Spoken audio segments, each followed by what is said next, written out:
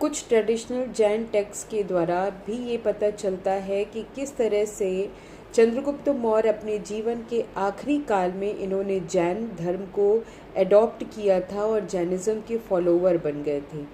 इसी तरीके से कुछ बुद्धिस्ट टेक्स्ट भी हैं जिनसे ये पता चलता है कि अशोका ने किस तरीके से बौद्ध धर्म को अपना करके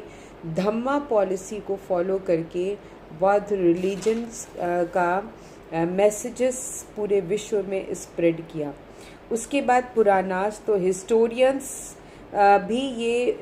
वैल्यूएबल इंफॉर्मेशन देते हैं इन पुरानास के माध्यम से इस मॉडर्न एम्पायर की प्रॉस्पेरिटी और यहाँ के प्रोग्रेस के बारे में, और साथ ही साथ उन नंदा रूलर्स के बारे में जिनको कि डिफीट करके चंद्रगुप्त मौर्य ने एक नई डायनेस्टी का नाम रखा और एक नई डायनेस्टी दी हिंदुस्तान को।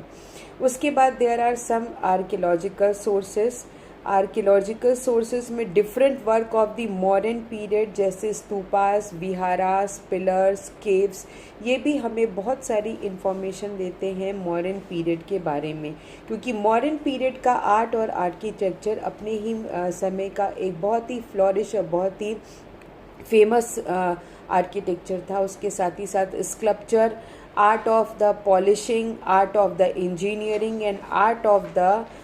ऑर्नामेंटेशन, ये सारे खूबियाँ थीं मॉडर्न एम्पायर के वर्क ऑफ आर्ट में और आर्कियोलॉजिकल सोर्सेस में मॉडर्न एम्पायर की।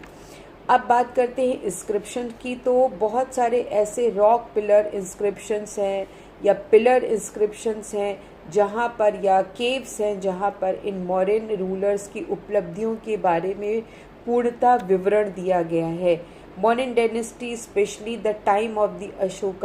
अशोका ने किस तरीके से कलिंग पर विजय प्राप्त करने के बाद एक ऐसा रूलर जो कि कभी धर्म विजय की